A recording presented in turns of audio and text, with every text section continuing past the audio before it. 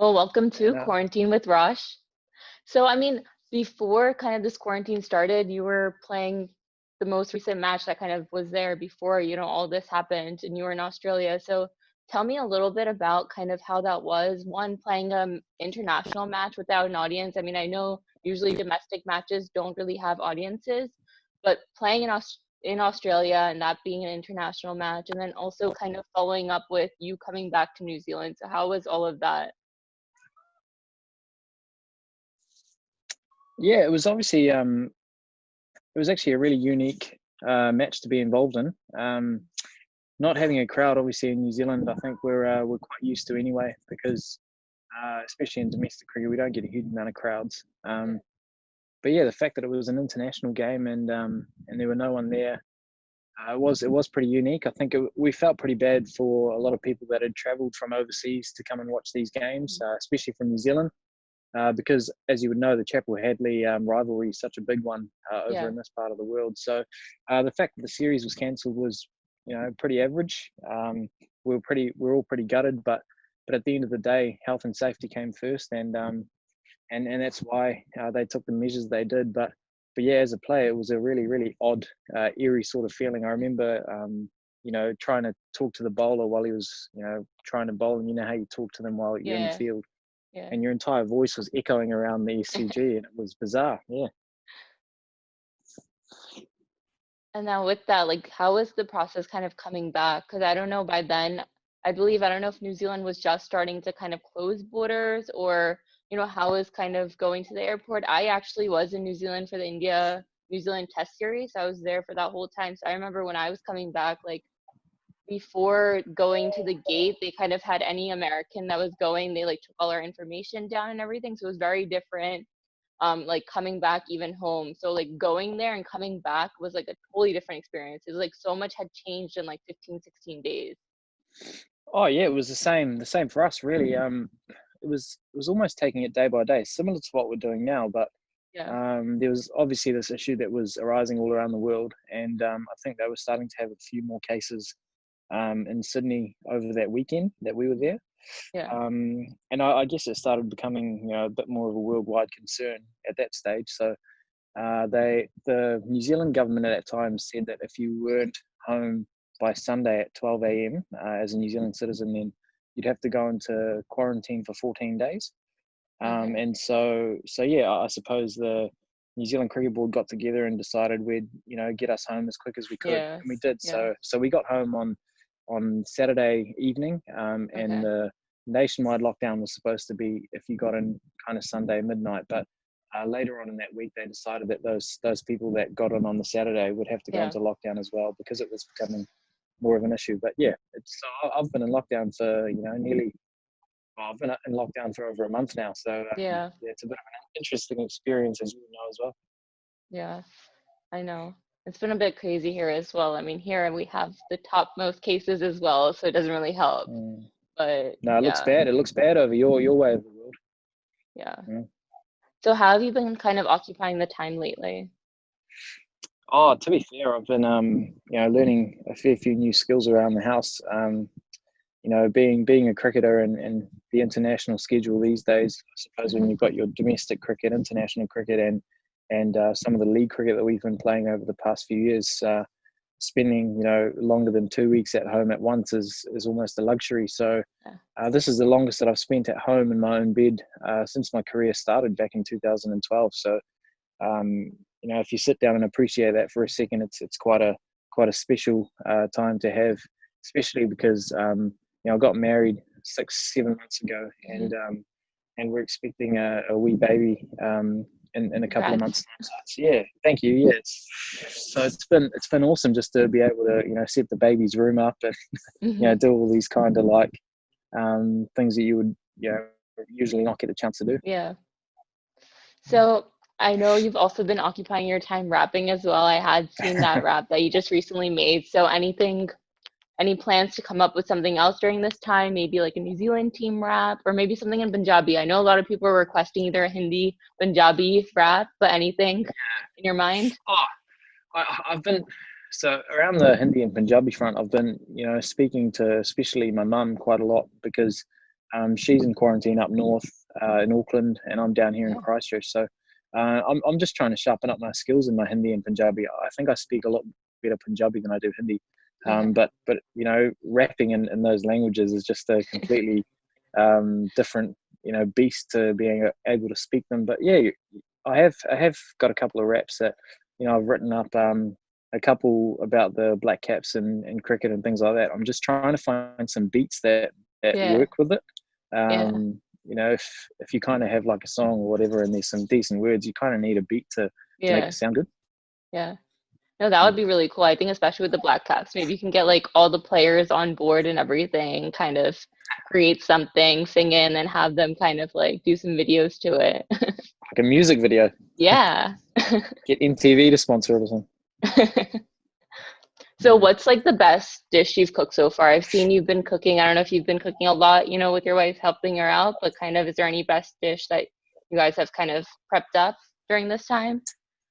Um, I suppose dinners and stuff. We usually cook dinner quite regularly when we're home, Okay. so it's not anything too special around that front. But I've Okay. been learning how to bake a lot. Okay. So yeah, just like learning a few new recipes around like scones and like banana loaves and things like that. So Yeah. probably the best thing that I've made so far is like this olive bacon cheese loaf that was real nice. But yeah, I've got this tendency to over salt things, and Hmm. I don't quite know why. But everything that I've made has been really, really salty. So that turned out all right. But everything else has just been like licking a rock of salt, which isn't ideal. But yeah, like I'm learning though, which is quite good. So Yeah. mm, No, like for me, I mean, I just recently I like was really missing banana bread. So I know the first time I made it, I accidentally put too much salt as well, so it was a little on the saltier side. But the second time yeah, it came out well. So I'm thinking maybe again, because whenever I make it, it's like done in 3 days. So I'm yeah, like yeah. Oh every no, week it I've goes. almost Yeah. yeah. Did you ice your banana loaf or no? Just No, I haven't been. So I usually put like maybe some walnuts or some type of nuts in there, or maybe just like a little bit of chocolate chips on top. But I haven't been really. I'm not much into an icing or dressing kind of person, so I don't really go into yeah, that. yeah. But you do have to put a little bit of butter on it, eh? I guess after, I mean, mostly not really. I mean, so far I haven't really had to. I think because of the bananas, it keeps it pretty moist. And Mm, usually, yeah, I don't have like, I think a lot of butter with my toast normally. So maybe I'm just used to it. yeah, So is absolutely. there any movie or show you've like recently started or you would recommend others to watch? Yeah, I've watched quite a few. I think the one that's been trending a lot's been Tiger King. I watched that, which is it's on Netflix. It's a pretty controversial sort of show about a relationship between a few big cat owners in the United Mhm. States. I love animals and I really like big cats, so Yeah, it was intriguing to watch, but it turned out to be completely different to what I expected. So it was yeah, really good. yeah. But then also recently, I watched a really good four-part series called Unorthodox. I don't know if you've Mhm. seen that. I Um, haven't. yeah, it's on Netflix. It's about Okay. a woman that escapes a Jewish like a Hasidic Jewish community Mhm. because it's getting a little bit too much for her, which was really good as well. So I recommend those two. Yeah, for me, the two most recent shows I watch more movies usually than shows, but I watched like Containment and The Last Ship. So they're both kind of Mm. related to what's going on. Containment was pretty scary. It was just like I'm like it hopefully. I mean, actually, Containment wasn't too bad because it was only just one city in America, and after that, it wasn't bad. And but The Last Ship was pretty bad. So I'm just like, yeah, I'm like I'm staying away from any movies that kind of relate to what's happening anymore. Yeah, I know. No, I think that would be a good idea. Okay, so let's now go into your childhood. So when did you kind of like start playing cricket and how did you get into it? I mean, I know you were born in India, but then you moved to New Zealand at a young age. So was that something that you did grasp up while you were growing up in New Zealand, or was it because, having that Indian background? I thought about it a few times in the last few days because I've been asked that question quite a lot, but Mhm. um, I don't think I really knew what cricket was until I was 9 years old, Okay. and that's probably quite rare. Um, and the first time that I was subjected to cricket was, I had a couple of cousins come over from India, Yeah. and and that family was staying with us just while they got on their feet, while they were in the two kids, a Mhm. son and a daughter, and the son really wanted to play cricket. Um, but his English wasn't so strong. He's a little bit older than me, so my mum got me to join the cricket club with him as his translator to help him through. Yeah. Okay. And I suppose if my mum hadn't have had that idea and I didn't oblige, then I probably wouldn't have found cricket. Or if I did, I would have probably found it a little bit too late. Mhm. Um, yeah, 9 years old was the first time I played cricket in a club called Papatoetoe Cricket Club in a southern suburb of Auckland. And Yeah.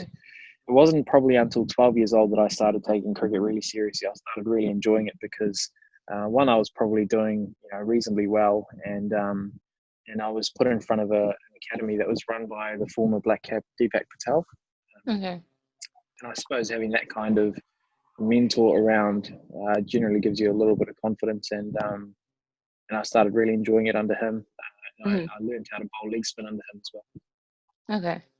So now, like, when did you kind of go back to India after moving to New Zealand? Was it kind of later on or early in the I've stage? been numerous times. I started off the first time I went back. So I moved to New Zealand when I was 4, Yeah. and the first time I went back was just on a trip with my father. I would have been about 10 or 11, Okay. um, and me and him went there for a couple of weeks, which was really cool. It was the first time since I moved to New Zealand that I got to go.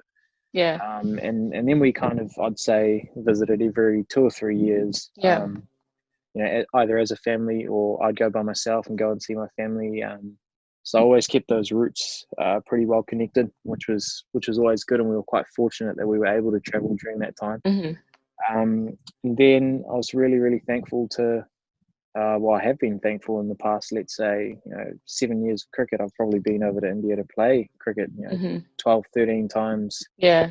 in that space alone. And I guess when you go so far, because New Zealand is one of the furthest out of reach countries going around, and my roots are so far away that if I Yeah. get a chance to go and play cricket in India, then I generally try to make a stop up to Punjab and go and see my family as well. Yeah. So how was your first experience, when you were going? So I guess it was like a 6-year gap, but how was it kind of going there? I remember my first time going to India and I was just like, what is this? But I started like developing a love for it because we also went every 2 years as well. So it kind of Mm. grew and now I love it. But my sister, Were on the you other born hand, in the States? yeah, I was born and raised here. So I went, actually like the first time was like my parents kind of went on like a late honeymoon because they got married here. So I went when I was like 3, 4 months and they did like a little tour. So obviously I would remember that. And then I went when I was 8 years old. So I Yeah. remember it was kind of like a little bit like it's very different when you go now. But at that time I was just, yeah, not, it wasn't like the best experience, but I grew into it. Yeah, I think it's pretty similar to my experience. I'd say it's a fair bit of a culture shock. Yeah.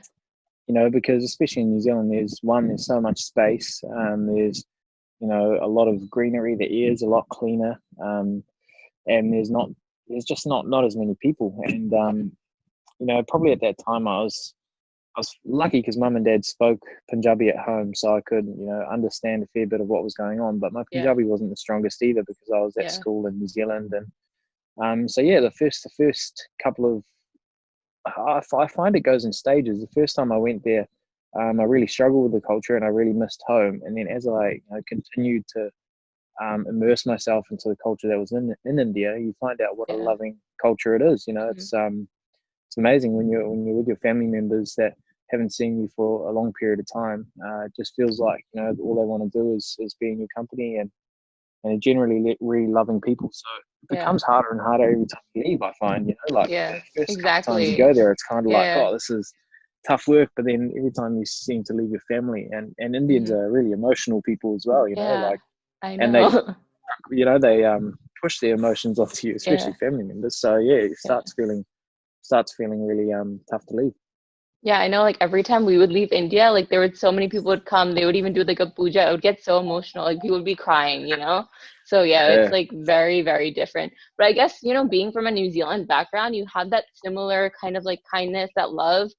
It's very different in America. In America, you don't really know your neighbors as much. You say hi, hello, but you barely know much about them. So it's like very different for me. Like, going into India, it's a huge culture shock. But in New Zealand, like when I was there, I remember one of the days, because we did like Airbnb some places, we literally like Mm. went next door and asked if they had sugar, and like they would just let us come inside, and they were so nice. And I was just like, it was very different. I was like, in America, they would be like, who are you? What are you doing? I'm not Yeah, talking to you, kind of thing. So, I feel like it's just very different, especially going from New Zealand and kind of having that. It's a little bit similar, I think, how people are. yeah. Look, I'm really glad to hear that you had a really positive experience over Yeah, here, because very. I'd like to think that us Kiwis like to pride ourselves on Hmm. being really hospitable to people when they Very are, come, yeah. not just from overseas, but just their communities and things like, they yeah, Kiwis are just, my experience with Kiwis and my mates, and one big community. I mean, New Zealand itself is so small; it is one big community. Hmm. Like, and so yeah, I guess it does have that similarity with India. But yeah, it's really nice to, personally, I think one of the um, things that I like the most about my life and my upbringing is that I've been subjected to both of those cultures. Hmm. I've had the Kiwi lifestyle where it's really laid back, and you've got your space and you've got your little paradise over here, but then also you've got that connection to your family in India. And I've been fortunate, like I said, to go back so many times, that keeping those connections alive have become really important to me, especially in my older age. And now, that I'm going to be a father, I think hopefully I can teach my kids a little bit about those Indian roots, and also Yeah.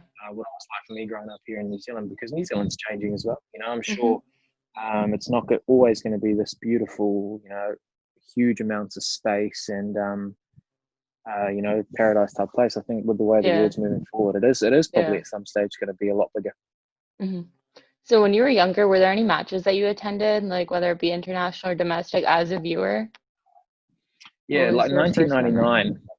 1999 actually. I was 7 years old, and this is around that time that I spoke to you about earlier. I didn't really know what cricket was. Hmm.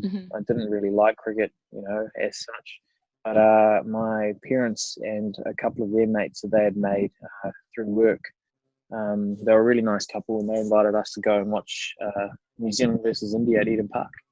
Okay. And it was chocker. It was like heaving, and back then there used to be a stand at Eden Park called the Terraces, and it was notorious for being really rough, and Hmm. people would get pretty wasted in the stands and drunk, and yeah, it was pretty messy, and we sat Yeah. right in the middle of there, and it was me and my sister were the only kids within, like, 100 meters, but we didn't realize what it was going to be like, and it was carnage. You couldn't hear yourself talk or think, and Hmm. India ended up beating the Black Caps in that game, which was the only real thing I remember.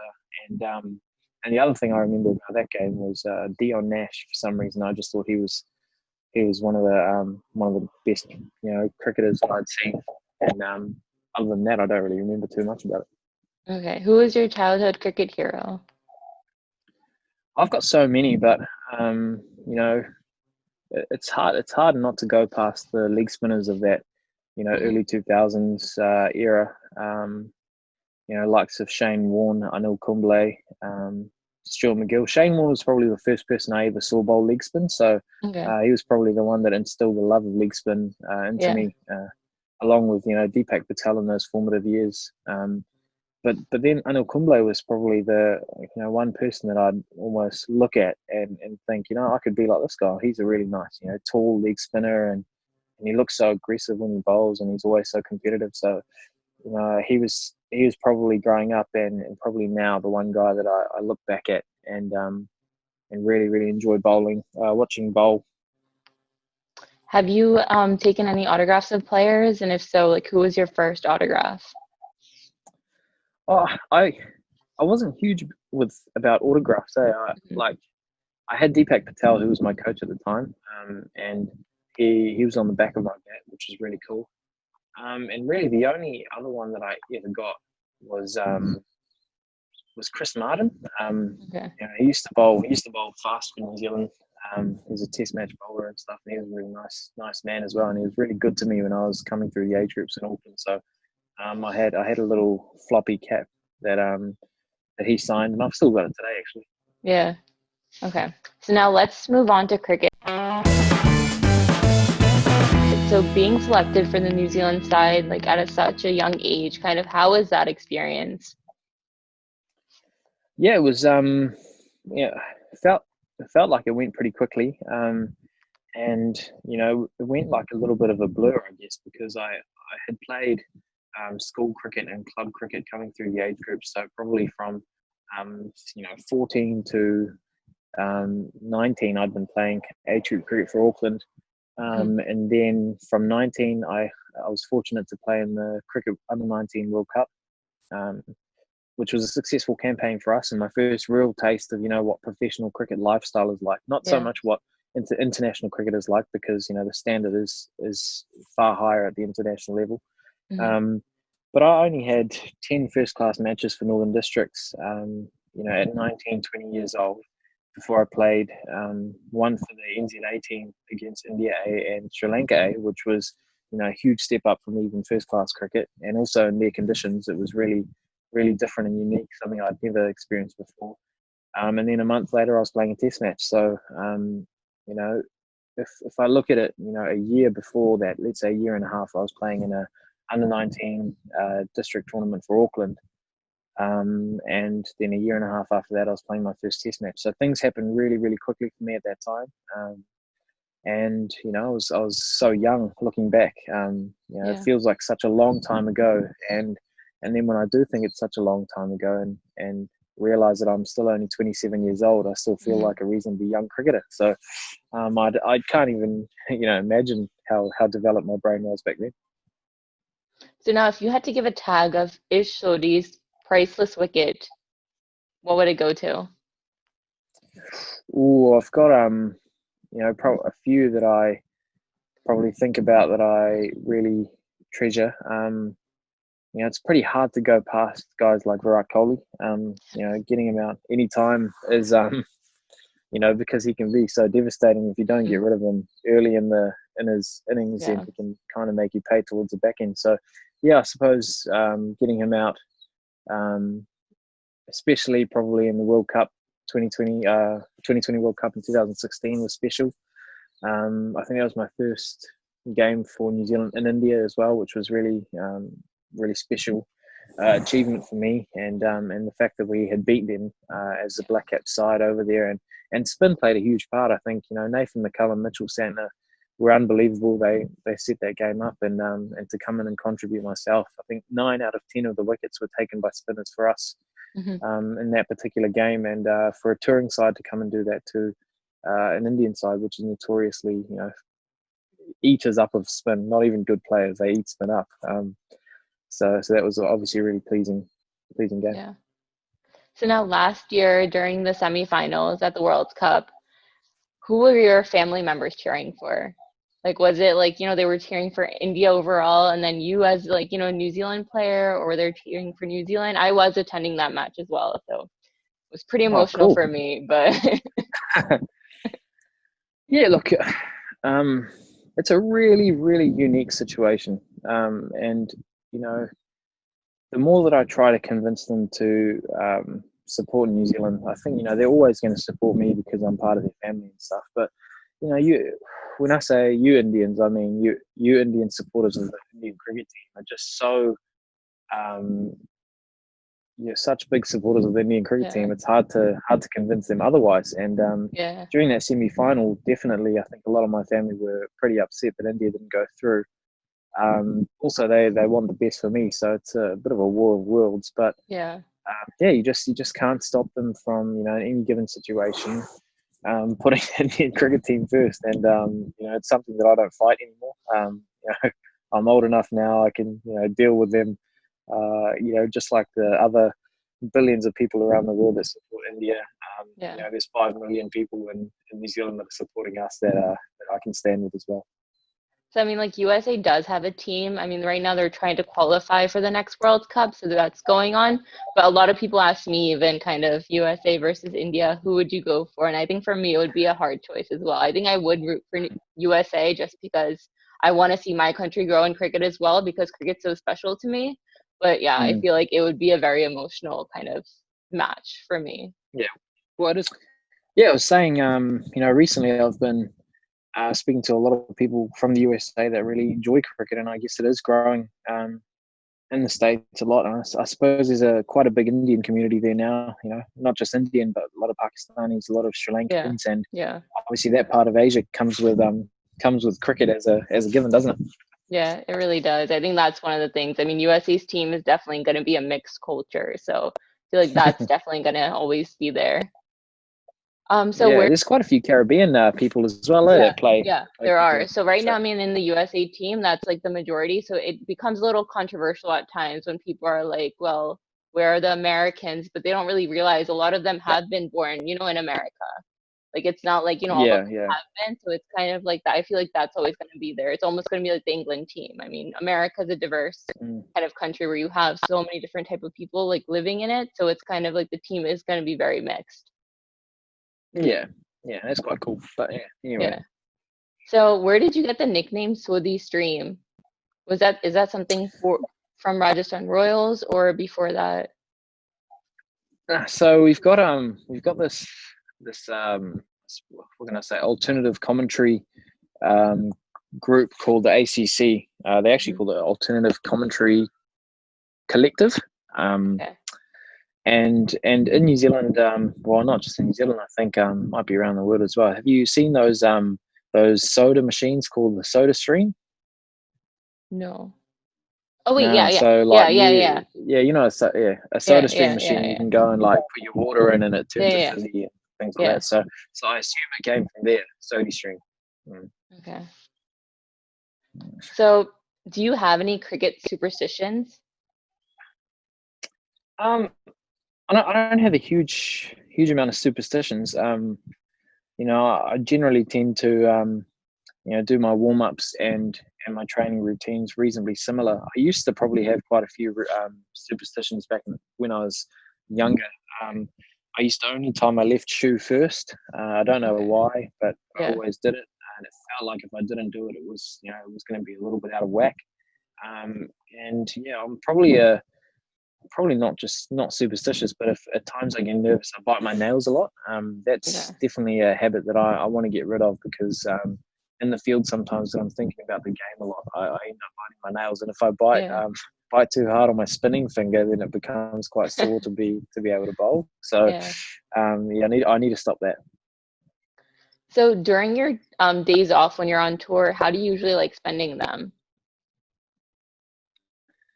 Um, I like to socialize a fair bit with my teammates. You spend heaps of time with your teammates, so they Hmm. they tend to become your friends as well. So depends where you are. If you're in let's say India or another Asian country, and it's quite hard to be able to travel around, go to the malls and things like that. Yeah.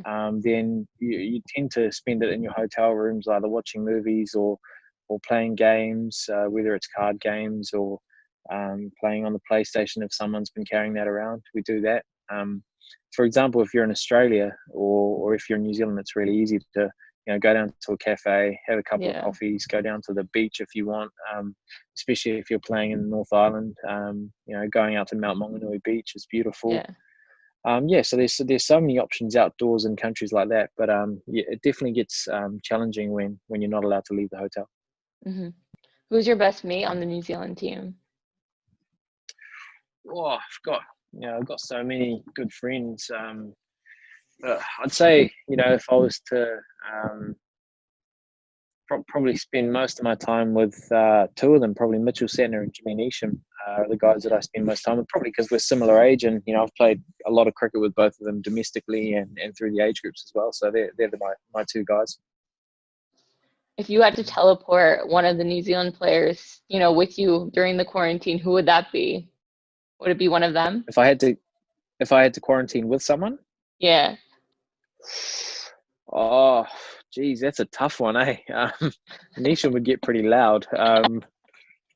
By the end of it, I think we wouldn't be great friends. And then if I was with Mitchell Santner for the entire quarantine period, he probably wouldn't say more than 3 words. So I think those two would be quite tough. If I had to quarantine with anyone, it would could be someone like Neil Wagner.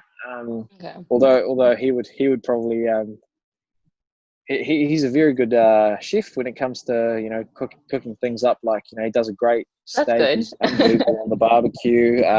Yeah, he makes some great biltong. So he'd keep you well fed, which I think would be quite good. Yeah. So what format of the game do you enjoy playing the most, and then which one do you enjoy watching the most?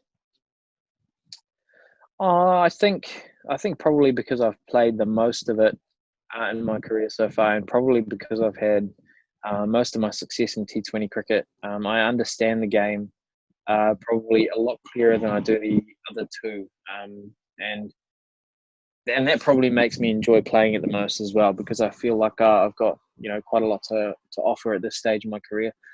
Test cricket for me is still the ultimate Yeah. in terms of aspirations moving forward, but also to watch. Now, I just love the drama, the Hmm. theatrical nature of day 5, the last couple of sessions, all the build up leading up to the 5th day. I spoke about it with Ben Stokes the other day, and for example, the game in Headingley last year when Stokesy and Jack Leach got the last 80 or 90 runs for Yeah. the last wicket to win the Test match. I mean, that Hmm. that is just stuff that happens It was once incredible. every 5 or 6 years, and yeah, I mean, like it, and it's just so theatrical to watch, and the cricket tragic in me comes out the most when I'm watching Test cricket. So by far and away, Test cricket's the best game to watch, and Yeah. and No, I remember. yeah. Yeah, I remember that match because we were watching, and I was actually in England. I was watching county matches, so I was in Somerset, Mm, and like, I was like, okay, well, we were like, Australia's gonna win this. Let's go get a bite to eat, kind of thing. And I checked my phone, and I'm just like, what just happened? Like, it was insane. I was mm. like, okay, well, we need to start watching this. But yeah, I think I absolutely love Test matches, and being in New Zealand for the Test match, I love the atmosphere. One, because the Indian crowd was very less, and the crowd was just like they really enjoyed watching the game, and that's kind of how I am. I'm not much of a big cheerer or anything unless like something like I the second Test match, I know Kohli bowled one over, and it was really funny because the whole time I'm just like, I just want him to bowl because there was no chance of them kind of winning that match. So I was like, have the Mm. captain bowl, and then him bowling, I went crazy. But yeah, I'm a type of person just like watching the match. I rather have kind of more silence there. That's why like I haven't seen an IPL match yet. So I'm like, I know that Oh will well, be a crazy experience watching that, in person. I can imagine yeah, how loud it no, it can get. is. So now, what has it been Yeah. like being with Rajasthan Royals? I feel like they're one of the more active teams in terms of even with society. They have so many Rajasthan Royals camps. They just started the online courses as well. So I mean, I feel like they're very active in terms of even with their players, the different training that they do. They always have their Rajasthan Royals camps, like before a season where players in India come and gather. So how has that experience kind of been? Yeah, look, I've played 2 seasons with Rajasthan, and this year, had there been an IPL, or if there is an IPL later this year, I'll join as a spin bowling Yep. consultant. Which one is going to be a pretty exciting new role. But in terms of Rajasthan Royals, it's the only IPL franchise that I've had any direct personal involvement with. In my career, and a trend keeps coming up that a lot of people say they do things slightly differently. They're quite unique in their methods, and I suppose that's probably screams in the amount of work they do in society, whether it be camps, developing young players, or just getting out in the community and doing some charity work and things like that. Yeah. So I think it's there's so many good people involved at Rajasthan. I guess it's just people using their I guess leverage when it comes to cricket, and as an IPL franchise, I think using that for a good purpose outside of just the game itself. People are going to gravitate to cricket regardless of what of what team there is in India. If it's an Yeah. IPL team and there's cricket involved, people are going to gravitate towards it. So I think it's a great platform and opportunity for some of those franchises to give back to the Hmm. community. And I think that's definitely something that Rajasthan pride themselves on and do really well. So now you've played in many leagues yourself, from being in Big Bash, IPL, GT20, CPL. So how do you think playing in these leagues help? When you're especially because it is also a T20 format, playing against Yeah. players that you play on the national side, and then, playing with players that kind of you play against on an international side. So kind of, do you think that kind of helps as well because you get to learn about these players otherwise? Definitely. It's a chance to play against some of the best players in the world. And if you're doing it on a regular basis in T20 cricket, which there's more and more international 2020 cricket being played these days. There's going to be, there were scheduled 2 2020 World Cups in 2 years, and that's probably still going to happen, although it might be pushed back a year because of the circumstances we're facing at the moment. But the more 2020 cricket you can play, that's high pressure 2020 cricket, in some of these leagues, and also the great players that you're playing against on a constant cycle throughout the year, and then also rubbing shoulders with guys that play in your own team, that are very successful 2020 players, and picking their brains in training, or picking their brains while you're sitting down and having a beer after the game, and getting information. What can I do in terms of my game moving forward that will make me a better player, and trying to understand that, continually learning. And then another thing that the leagues are really good for is that, say, for example, in the GT20, you had a lot of young Canadian players. I mean, there's huge amounts of talent in Canada, but, probably they don't get the amount of resource and chance to rub shoulders with some of the guys that, perhaps we get a chance to do being in New Zealand. Definitely. But having a T20 competition there is huge for their cricket. I mean, some young guys like, we had a young fella called Abrash Khan, we had Nawab, a couple of really, really good talented cricketers that just got a huge amount of, I guess, value in having the likes of Shahid Afridi in our team, Wahab Riaz, Colin Munro, all these fantastic players, and then they can take that back to their cricket, and I'm sure it'll go a long way into improving cricket in their regions as well. So I think league cricket's got a huge benefit in more areas than just one. Yeah. How was your experience in GT20? Was that like your first time in Canada, or have you been before? How was that kind of experience? It's very different as well. I mean, playing it, If I'm completely honest, it didn't feel like I was in Canada for a big part of it. I think Brampton is like a mini Punjab. It is. Yeah. So like I actually have a cousin that lives in Brampton, and I mean, it felt like it was 80 or 90% Punjabi. So it felt like you were pretty much in Punjab, and that was pretty cool. But got a chance to go and visit some places in Toronto. I got to see one of my favorite rappers live, Drake, in his hometown, which was really cool. We got to, a few boys went to some basketball games and a couple of Blue Jays baseball games, which was a really unique experience as well. So from that front, it was amazing. When I was young, I wanted to play cricket for New Zealand, and IPL was going around, so I wanted to do that as well. But I never ever thought in my life that I'd be taken to Toronto to play cricket.